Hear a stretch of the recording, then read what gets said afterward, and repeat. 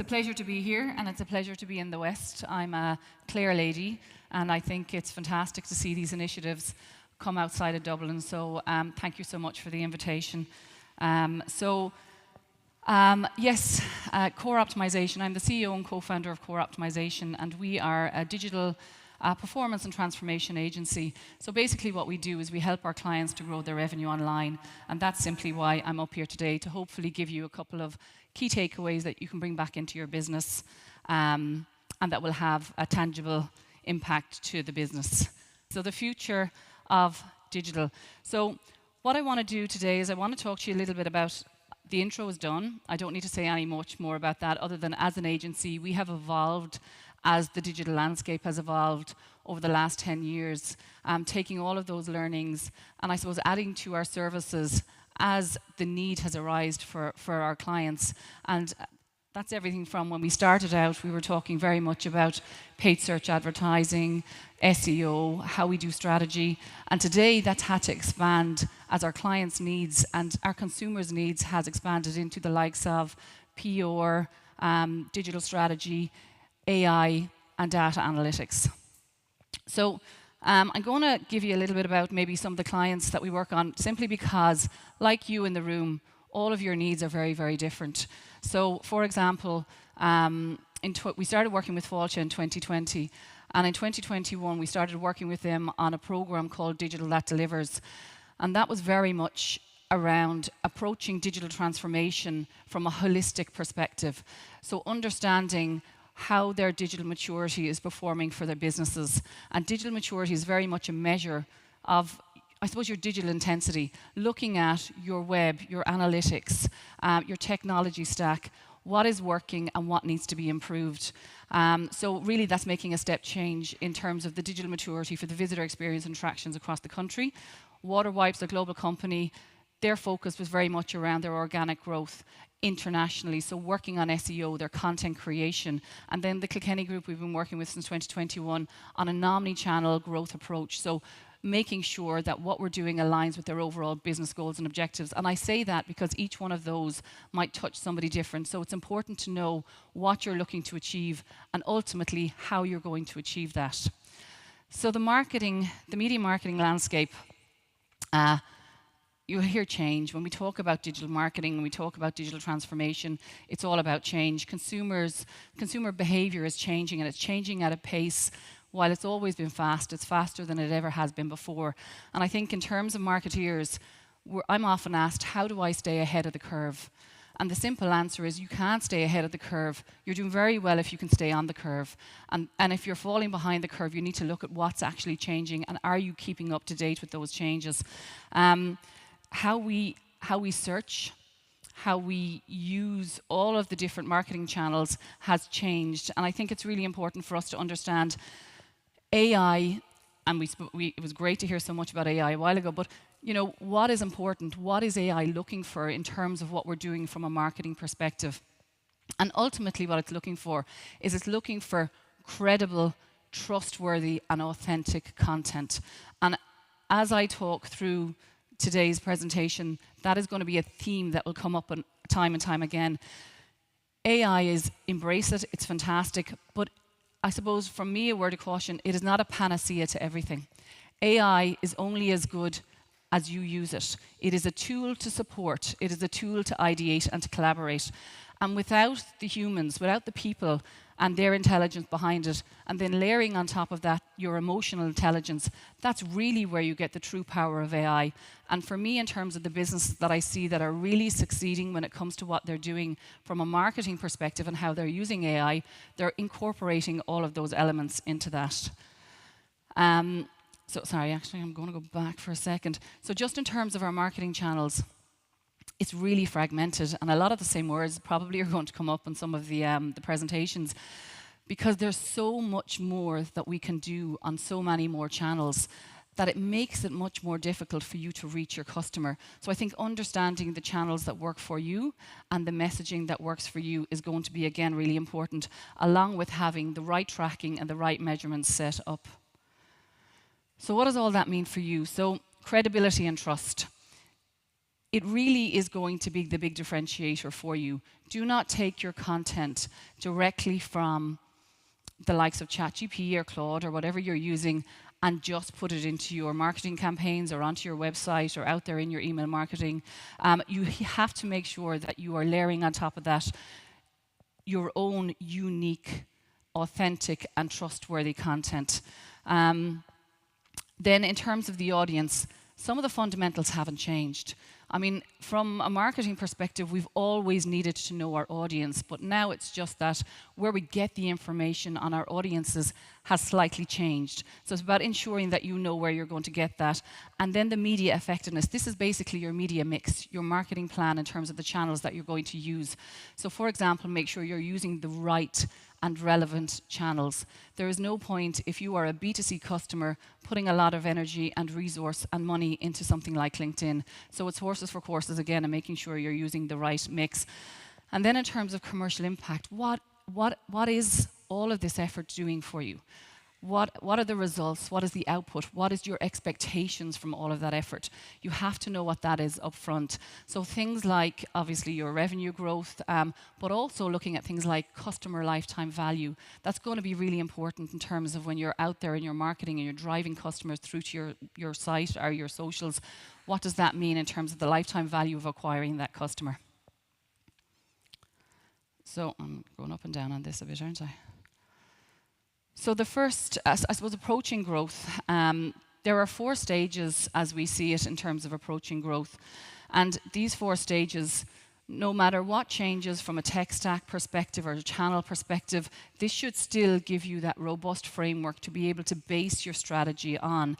So the first one is understanding your audiences, and we talked about that. And again, fundamentally important that you take the information from your own, from the people in your team, from the people that know your customer, as well as from all of the various different sources. For example, you can use sources like Google Trends, Google Keyword Planner. So this will all give you information on your audience. Then your growth, map your path. This is ultimately your growth roadmap. You know, you're going to know where you are today, but you need to know where you need to get to and how you're going to get there. So making sure that you're aligning your overall business goals and objectives with your marketing plan in terms of your channels, in terms of your budget, and in terms of the team.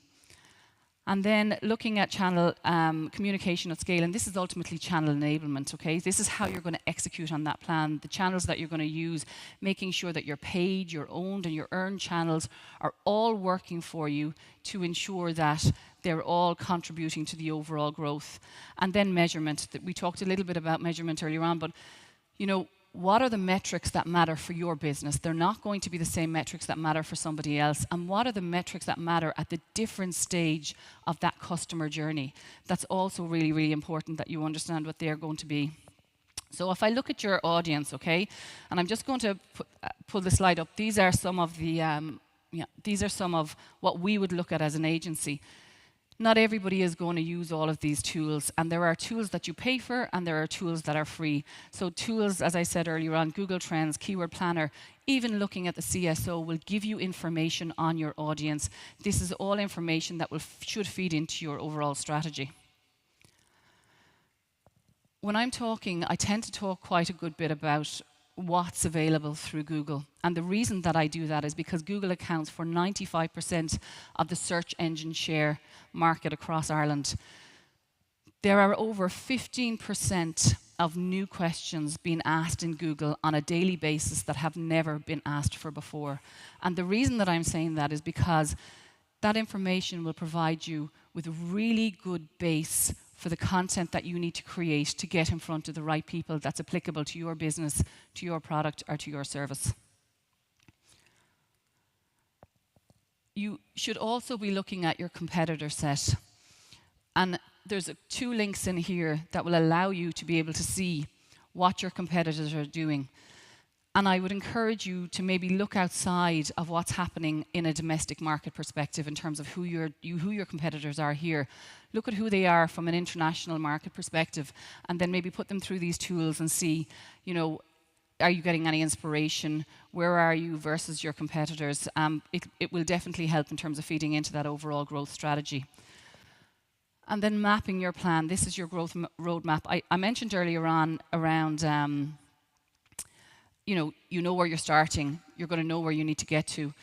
It's all the steps in between that. So, to build brand trust by being consistent, by being credible, and by being trustworthy across every single channel. That's really important. Deepen your audience reach. And you're going to use this by using the data and the insights to connect with what truly motivates and what's truly important to your customers. And then expand net new customer and existing audiences. We know who our existing customers are, understanding how long they stay with us for, what is the value to us, but also then making sure that you're focused on who's coming next, what does your pipeline of customer look like, and how are you going to make sure that you're getting in front of them, but also making sure you're adapting your expectations as to what you're going to get as a result of your marketing initiatives to get in front of that long-term customer. They are not going to convert for you straight away. Then an omni-channel growth approach. Know what you want to get in terms of hard numbers. Have those KPIs, decide on what they are across each of those channels, and make sure you're monitoring them. And then I think making sure that all of those channels are working for you, and you're not managing them in silos. We see people come to us and they'll, what do I need to do in Meta? What do I need to do in Google? You really need to make sure that all of your campaigns are consistent in terms of your brand messaging, your brand values, the imagery that you're putting out there. If people see that disconnect across various different channels, it tends to create doubt. And when there's so much out there from an online perspective at the moment, we can't afford to put that kind of doubt into our potential customers' minds. And then finally, your North Star. That's where you want to get to. That should be changing all of the time. But make sure that, I suppose, again, you have the data that you need, so you have that set up in the first place to leverage off of AI throughout the whole process. This is just a nice graphic to give you a little bit more around, I suppose, making sure that your strategy is balanced and that you have that consistency across each of those touch points, so that you have your content. That content is being shown across your SEO in terms of all of your organic, it's in your emails, it's on your paid search, and that all of those are working in terms of a unified strategy, and they're working together ultimately. That's what we need to make sure. So communicate at scale. This is step 3, and this is really, again, where we're looking at, that's that channel enablement. And this is one of my favorite slides. And the reason it is because it's about your customer. And everything you do from a marketing perspective is about your customer. And if you put your customer and your audience first, and not the platform, you will get far greater results. So there's 3 stages here again, and we have see, think, and do. And C is very much where it's that top of the funnel. It's that pipeline of customer that I was talking about. So they don't know your product, they don't know your brand, but they may see you. They're not going to convert now, but they may be interested further down the line. So you're very much looking at social, YouTube, and your story content in terms of Instagram. And then you're really, in terms of the kind of KPIs, it's about reach, and it's about that audience engagement. Then we have think, and think is very much around kind of nurturing their interests. They are a step closer to wanting to engage with you. So again, you've got to think about reiterating your USPs here. What are they? What's going to resonate with the customer, and the channels that you're going to put that out on. Again, social, but I would also include search in here and display. And then the do, that's the conversion piece. That's where you're acting. Now all of a sudden, you need to be making sure that you're coming back at that audience to say, actually, remember us. This is what we do. This is who we are. So it's very much clear actions, call to actions, conversion-led, and you should be looking at a specific ROI against all of these campaigns. So here I am on to talk about Google, and I suppose some of the changes that we've seen within the search engine.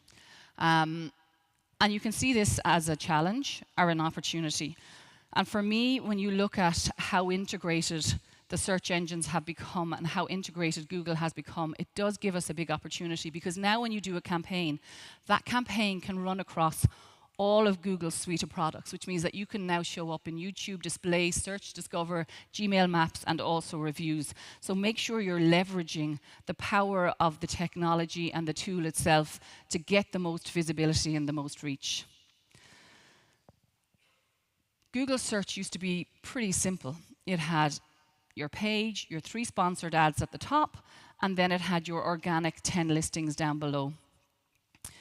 Today that has changed. It's not overly complex, but it definitely has got a little bit more complex. It's gone from those 10 organic placements into now AI overviews. We'll all have seen them when we put in our search and you have your AI overview, or what's now sometimes called position 0, and that has now been prioritized above any paid advertising.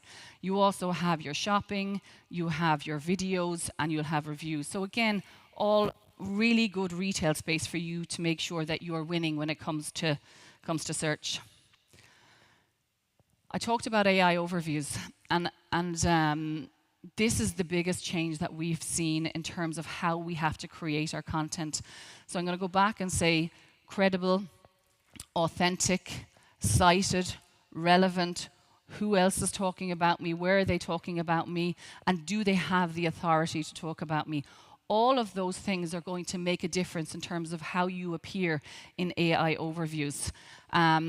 So I think, to win, you've got to make sure that your AI and your content is driven from a conversational perspective. We no longer, within anything that we do, focus on keywords specifically. We have to talk in natural language when we're talking and we're creating content in order to make sure that we're appearing for voice and that we're appearing for anything to do with AI and AI overviews. Some of the things that will work really well here are the likes of frequently asked questions, because they give a question and an answer. So they will help, again, to be able to appear well within AI overviews. So voice is very much on the increase. I'm sure we all might be on the move and might be, hey Google, hey Siri, hey ChatGPT, and getting the answer back in voice. In the same way for search, when we're typing in your search engine optimization, you also have to optimize for your answer engine optimization. So in order to do that, again, the fundamentals haven't changed, right? We still have to be technically sound in terms of what we're doing in terms of our website. The speed needs to be there, the benchmarking needs to be there, the crawlability needs to be there. We need to do our on-site or our on-page optimization. And we need to create our content. But one of the big changes that we've had, and you'll see under content, enhanced EEAT. A lot of what appears is now being considered from an EEAT perspective. And what that is its experience, its expertise, its authority, and its trustworthiness. And Google and Meta and AI are all looking at that as a factor in terms of what actually gets brought back up. So when you're thinking about, you might want to win in terms of a very busy environment online, you got to think about, well, actually, what is my authority, what is my expertise, how am I talking, and is that coming across? So just a little bit on Meta. So look, in terms of Meta, 86.6% of Instagram users view Instagram stories every day. There is 2.5 million users on Instagram. So it's a really important channel. It's a really important brand channel, but it's also a really important conversion channel. So in terms of that targeting, you need to make sure that you've got broad demographics in terms of your audience, that you're geo-targeting around specific locations, so you know exactly who you're looking to get, and that you're targeting people that have already interacted with your brand also. What works well here in terms of recall is that kind of sequential storytelling. So once a user has interacted with your brand, make sure that you're following up with an ad. And that ad then has to reinforce, if we think about that consideration stage or that middle stage I talked about earlier on, that should reinforce your USPs. And then the fourth stage is measuring effectively. And in order to measure effectively, we have a small framework here that helps us to do that. And again, you got to think about your overall business goals and objectives here. So the first stage is, your strategic measurements. So basically, you need to understand what's working from a business performance perspective. And, are you profitable? Are you growing online? Are you growing offline? And is, if you have a specific market that you're targeting, is that particular region improving for you? Then from an operational perspective, you're looking at the day-to-day KPIs, the day-to-day metrics in terms of how well are my individual campaigns working for me? Am I getting an ROI? Am I getting repeat customers? All of that information. What is my reach? What is my content time on site like? So just making sure that you're measuring the right metrics. And then from a tactical perspective, it's reach, frequency, your sales, and your revenue. We talked a lot about AI actually earlier on as well. And what I wanted to do is just give you a couple of tools. A lot of you are probably using some of these, and I've broken this down into two areas. But in terms of creation and prototyping, there's a lot of tools that you can use. So everything from, we're all using ChatGPT. I think that's the most common one. I mean, I don't do anything. Every time I come in the morning and I open up my laptop, I have ChatGPT and Claude open because I consider them part and parcel of my toolkit in terms of how I do business and how I work every single day. So writing and ideation, ChatGPT. Imagery in terms of creating visuals and social graphics, Gemini is very, very good for. And then video creation, generation, the likes of Sora is very good, but so is Luma actually, and that's not up there as well.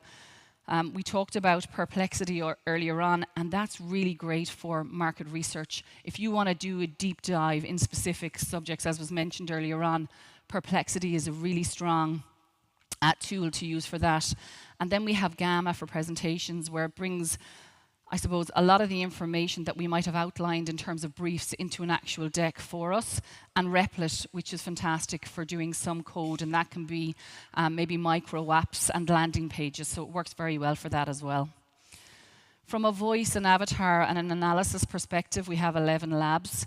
And 11 Labs, again, that's kind of taking script and converting it into natural language. So it's very good for that. Then HeyGen, again for voiceover. Notebook LM, I hope people have used it. It's a fantastic tool. It can take really big pieces of content if you have a lot of reading material to do for any particular reason, and it can condense it into a podcast, into a deck, into really, really digestible pieces of information. So it's really strong from that perspective.